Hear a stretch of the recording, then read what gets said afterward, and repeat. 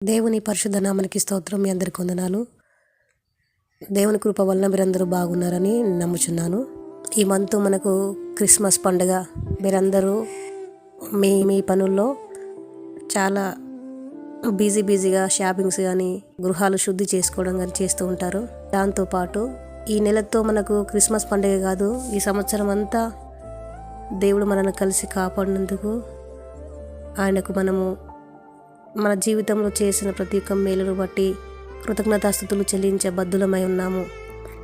కాబట్టి ఈ సంవత్సరం అంతా దేవుడు మనల్ని కలిసి కాపాడినందుకు, సజీవుల లెక్కలో ఉంచినందుకు ఆయనకు మనము ఎప్పుడు రుణపడి ఉంటాం. ఈ సంవత్సరం చూడకుండా ఎంతోమంది కాలగ్రతుల్లో గడిచిపోయినప్పటికీ మనల్ని సజీవులుగా ఉంచినందుకు దేవునికి మనము వందనాలు చెల్లించాలి. అంతేకాదు, ఈ సంవత్సరంలో ఎన్ని ఆటంకాల నుంచి, ఎన్ని ఇబ్బందుల నుంచి, ఎన్ని అనారోగ్య పరిస్థితుల నుంచి విడిపించాడో, మరణ పడక నుంచి నేను విడిపించాడో దేవుడు. ఏ రోగము రాకుండా వచ్చినా కానీ వాటిని జయించగల శక్తిని ఇచ్చాడో, వాటన్నిటిని తలుచుకుంటూ కన్నీటితో మనస్ఫూర్తిగా దేవునికి ప్రార్థించి ఆయనకు మనం థ్యాంక్స్ చెప్పే సమయము. కాబట్టి ఈరోజు క్రిస్మస్ సెలబ్రేషన్లో ఉన్న ప్రతి ఒక్క బిడ్డ కోసం నేను మాట్లాడుతున్నాను. క్రిస్మస్ అంటే మనంతట మనం హ్యాపీగా ఉండడం కాదు, కానీ కొంతమందికి సహాయం చేయటం వలన దేవుని నామం ఇంకా ఘనపరచబడుతుంది. మీకు తోచినంత మీకు సహాయం చేయడానికి అవకాశం ఉంటే తప్పకుండా ఇతరులకు సహాయం చేయండి. ఎవరైనా వస్త్రాలు లేకుండా ఉంటే వారికి వస్త్రాలు మీరు పంచండి. ఎందుకంటే మనము తినడము, మనము త్రాగడం, మనము మంచి మంచి వస్త్రములు వేసుకోవడం వలన దేవునికి మహిమ రాదు. కాబట్టి ఎవరైతే లేని స్థితిలో ఉన్నారో దేవుడు ఏమంటున్నాడంటే, నీ దగ్గర 2 వస్త్రాలు ఉంటే ఒకటి లేని వానికి ఇవ్వు అని దేవుడు మనకు సెలవు ఇచ్చి ఉన్నాడు. కాబట్టి ఈరోజు ఎవరైతే వస్త్రాలు కొనుక్కోలేని పరిస్థితిలో ఉన్నారో, బీదలుగా ఉన్నారో, మీ సంఘాలలో కానీ మీ చుట్టుపక్కల ఉన్న వారికి కొంచెమైనా వారికి సహాయం చేయండి. దేవుని ప్రేమను క్రియలు చూపించండి. క్రిస్మస్ అప్పుడే కాకుండా మీ దగ్గర వీలైనంత మట్టుకు ఎంత సాధ్యమైతే అంత ప్రతిసారి ఇతరులకు సహాయం చేయడానికి ముందుకు రండి. ఎందుకంటే నిన్ను వల్ల నీ పొరుగు వారిని ప్రేమించు. నిన్ను నువ్వు ఎలా ప్రేమించుకుంటున్నావో నీ పొరుగు వారిని కూడా ఆ విధంగానే ప్రేమించు. ఇలా ప్రేమతో సమాధానంతో ఉంటే సైతానికి మనము అవకాశం ఇచ్చిన వారిగా ఉండం. ఒకరి మీద ఒకరి స్వార్థము అవన్నీ తీసేసుకొని ప్రేమతో ఆయన ప్రేమని క్రియలో చూపిస్తే దేవుని నామానికి మహిమ వస్తుంది. దేవుడు కూడా చాలా సంతోషపడతాడు. సో నేను కూడా కొన్ని వస్త్రములు లేని వారికి, అంటే నేను చూజ్ చేసుకున్నాను, అసలుకే ఆధారం లేకుండా అసలు వాళ్ళు వస్త్రాలు కొనుక్కోలేని పరిస్థితిలో ఉన్న వారికి మాత్రమే కొంతమంది సెలెక్ట్ చేసుకొని నేను ఇవ్వడం జరిగింది. నాకు తోచినంతగా దేవుని పేరుతో నేను ఈ సహాయం చేయడం జరిగింది. సమస్త మహిమ ఘనత ప్రభావము దేవునికి చెల్లాలి. నాకు ఈ విధంగా పంచడం అంటే చాలా ఇష్టం. ఈ విధంగా లేని వారికి ఇవ్వడం అంటే చాలా ఇష్టం.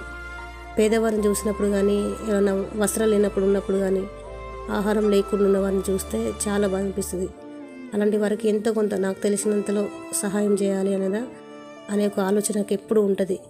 అందులో భాగంగానే మరీ ఎక్కువ కాకుండా నాకున్న స్తోమతను బట్టి కొంతమందికి నేను సహాయం చేయడం జరిగింది. మీరు ఒకవేళ సహాయం చేయడానికి మీకు అవకాశం ఉంటే మీరు కూడా ఇలాంటి మంచి పనిని చేసి దేవుని నామానికి మహిమ తీసుకురండి. ఇక్కడున్న ఈ అవ్వలందరూ కూడా ఏమి లేకుండా, ఎవరి ప్రేమ నోచుకోకుండా, ఎవరు పట్టించుకునే స్థితిలో ఉన్నారు. ఇలాంటి వాళ్ళని సెలెక్ట్ చేశాను. ఇందులో నా గొప్పతనం ఏమీ లేదు, అంత దేవుని కృప. దేవుని పేరిట మనం ఏ పనైనా చేసినా కానీ అది ఆయనకు మహిమ వస్తుంది. ఇవ్వడంలో ఉన్న తృప్తి, ఇవ్వడంలో ఉన్న ఆశీర్వాదము, ఇవ్వడంలో ఉన్న ఆ సంతోషము వేరుంటుంది. అది అనుభవించే వారికి మాత్రమే తెలుస్తుంది. పరిచర్య కోసం ప్రార్థించండి. అనేక మంది యవనస్తులు ఇంకా పరిచర్యలో ఉండాలి, దేవుని పని చేయాలి. నశించిపోతున్న ఆత్మల పట్ల భారం కలిగి అనేక మంది బిడ్డలు రావాలి, దేవుని పనిముట్లుగా వాడబడాలని ఆశ. ఇలాంటి మంచి మంచి పనులు చేస్తూ దేవునికి మహిమకరంగా, ఆయన నామానికి అవమానకరంగా కాకుండా మహిమకరంగా ఉండేలాగా మనం అందరము ఉండాలి.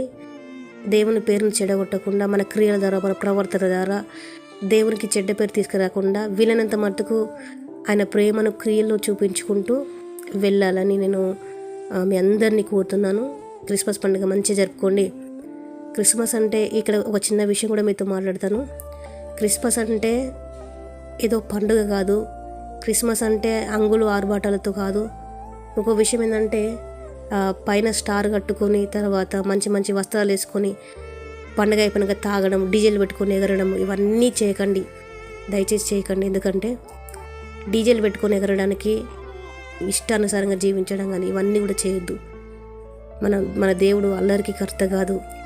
ఆయనను ఆరాధించేవారు ఆత్మతో సత్యంతో పూర్ణ మనసుతో పూర్ణ వివేకంతో ఆరాధిస్తే సరిపోతుంది. కానీ ఇది మనకు పండుగని ఎక్కడ మెన్షన్ చేయలేదు. కాకపోతే మనము దేవుని జనాన్ని గుర్తు చేసుకుంటూ ఆయన ఈ లోకానికి ఎందుకు వచ్చాడు, ఎవరి కోసం వచ్చాడు, ముందు ఉన్న లక్ష్యం ఏంటి, తను చేయబోయే పని ఏంటిది, ఆయన ఎందుకు మన పాపాల కోసం మరణించడానికి రావడం జరిగింది అన్నది దేవుడు చేయబోయే ఆ ప్రయత్నము, ఆ కార్యము చాలా గొప్పది. అది దేవునికి అవమానం కలిగించేలాగా ఏ పని చేయొద్దు.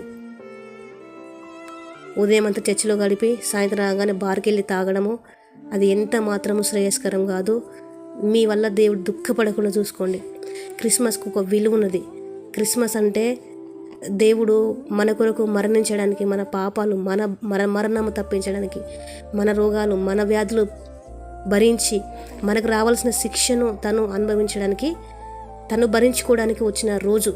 కాబట్టి ఇది నీకు సంతోషకరమైన రోజు అయితే నువ్వు దేవుని పూర్ణ మనసుతో పూర్ణ వివేకంతో ఆరాధించు. నీ మనస్ఫూర్తిగా కన్నీళ్లు గారుస్తూ, తండ్రి నా కొరకు ఇంత గొప్ప త్యాగాన్ని చేయడానికి ఈ లోకానికి వచ్చినావు కదా ప్రభు అని చెప్పి మనస్ఫూర్తిగా ప్రార్థన చేయి, మనస్ఫూర్తిగా ఆరాధించు. అంతేగాని త్రాగుతూ సాంగ్స్ పెట్టుకొని ఎగరడము ఇలాంటివి ఇతరులతో అన్యులతో కంపేరింగ్ చేసుకొని వాళ్ళ పండుగ ఎట్లా చేసుకుంటారో అట్లా చేసుకోవద్దు. ఇది మనం దేవుణ్ణి ఆరాధించుకోవడానికి ఒక సమయం అది. కాబట్టి దయచేసి ఆత్మీయంగా ఎదగండి, ఆత్మీయ ఆలోచనలు కలిగి ఉండండి, ఆత్మీయ ప్రవర్తన కలిగి ఉండండి, ఇతరులకు మాదిరికరమైన జీవితాన్ని జీవించండి. అంతేగాని ఇతరులతో పోల్చుకుంటూ ఇతరులు చేసినట్టుగా మేము చేస్తాం, ఇది నాకు ఒక సంవత్సరానికి ఒకసారి వచ్చే పండుగ, నేను విచ్చలవిడిగా ప్రవర్తిస్తా, విచ్చలవిడిగా తాగుతా, విచ్చలవిడిగా ఎంజాయ్ చేస్తా అంటే నువ్వు పండుగ చేసుకోవాల్సిన అవసరం లేదు. నీకున్నో అన్యులకు తేడా లేకుండా పోతుంది. కాబట్టి ఆత్మీయమైన పలుకులు పలకండి, ఆత్మీయంగా ప్రార్థన చేయండి, ఆత్మీయంగా దేవుని ఈ కార్యక్రమాన్ని చేసుకుంటూ ముందుకు వెళ్ళండి. అంతేగాని దయచేసి మీకు అందరికీ వేస్తున్నాను, ఈరోజు చాలామంది క్రిస్టియన్స్గా చెలామణి అవుతున్న వారు దేవుని నామాన్ని పెట్టుకొని తిరుగుతున్న, చర్చిలో ఉన్నంత క్రమశిక్షణ, చర్చిలో ఉన్నంత భక్తి, చర్చిలో ఉన్నంత అలాంటి మంచి మనసును బయట చాటుకోలేకపోతున్నారు, బయట అవి చూపించలేకపోతున్నారు. దయచేసి ఇలాంటి నటించే ప్రవర్తన, నటించే జీవితం, నటన జీవితాన్ని దేవుడు అస్సలు యాక్సెప్ట్ చేయడు. మీరందరూ జ్ఞాపకం ఉంచుకోవాల్సిన విషయం ఏంటంటే దేవుడు అందరినీ చూస్తున్నాడు, ప్రతి ఒక్క హృదయాన్ని పరిశీలిస్తున్నాడు.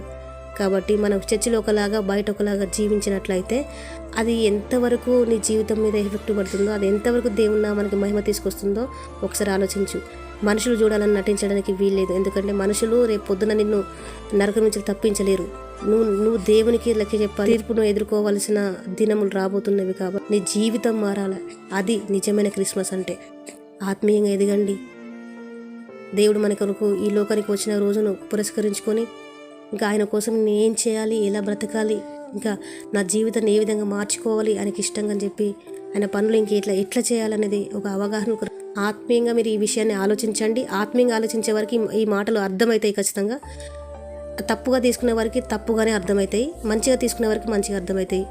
దయచేసి మీ అందరూ దేవుడు దీవించాలి. మీకు ఆర్థికంగా ఏమన్నా ఈ పండగకి ఏమైనా ఆర్థికంగా ఇబ్బందులు పడుతున్నట్టయితే దేవుడు మీకు మంచి ఆర్థికపరమైన అనుకూలత, ఆర్థికపరమైన సమాధానం మీకు దేవుడు దయచేయాలని, మీరందరూ దేవుని మంచిగా చక్కగా ఆరాధించాలని మనస్ఫూర్తిగా కోరుకుంటూ ఈ మాటలు ముగిస్తున్నాను. అడ్వాన్స్గా హ్యాపీ క్రిస్మస్. దేవుడు మిమ్మల్ని దీవించునుగాక. ఆమేన్.